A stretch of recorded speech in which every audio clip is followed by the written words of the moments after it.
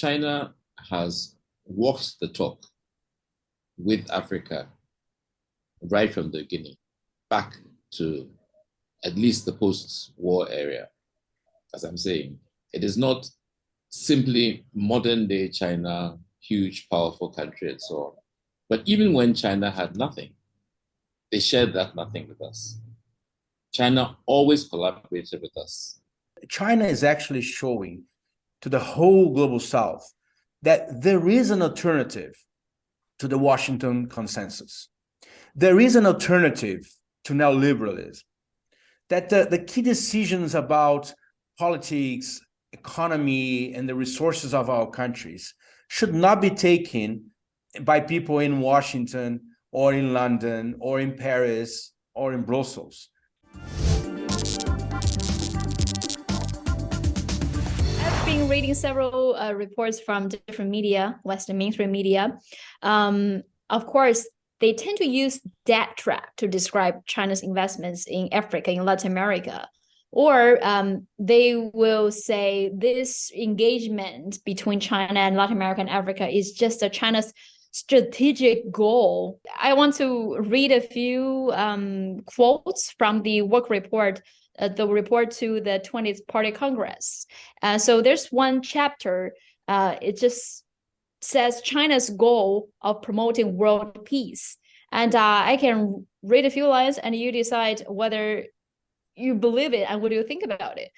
China endeavors to strengthen solidarity and cooperation with other developing nations and safeguard the common interests of the developing world. And I think this is very important. China is prepared to invest more resources in global development and cooperation. It is committed to narrowing the North-South gap and supporting and assisting other developing countries in accelerating development. So I'm wondering, what's your guys' opinion on this? Do you think this is sincere? And can this really help people in Africa and people in Latin America? Yeah, I absolutely think it's sincere.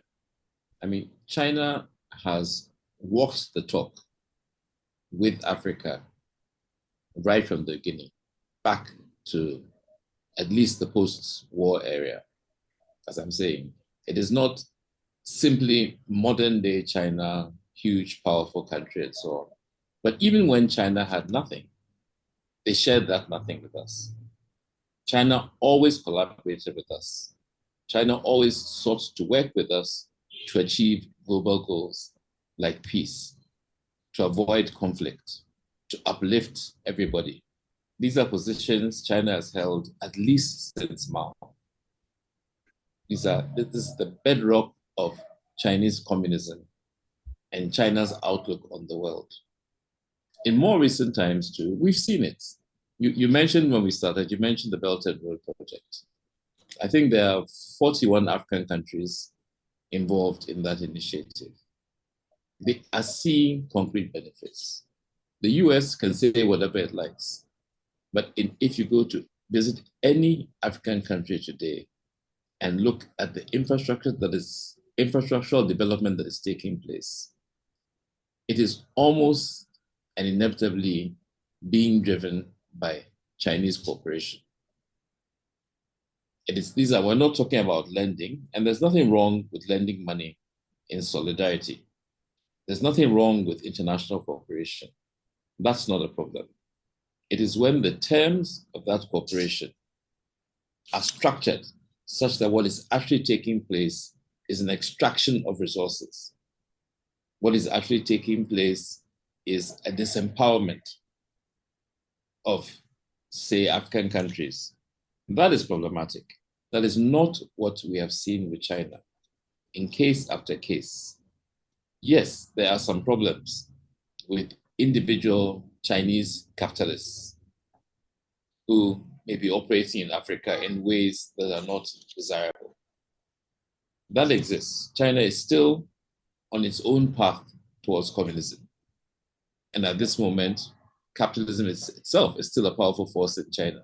So you will have private elements that do not live up to the high ideals that the party and the state have set for the conduct of its relations with the South. But that does not contradict the validity, the sincerity of the commitments that we all heard from the 20th Congress, and that we have already seen in practice before the Congress. We were seeing the action in these terms.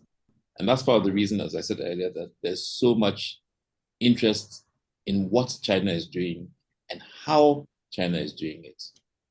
I'm absolutely confident that the majority of Africans, not I almost said Ghanaians, consider the Chinese program as announced at the 20th Congress as sincere, as a genuine opportunity for collaboration, for win-win development for both our societies.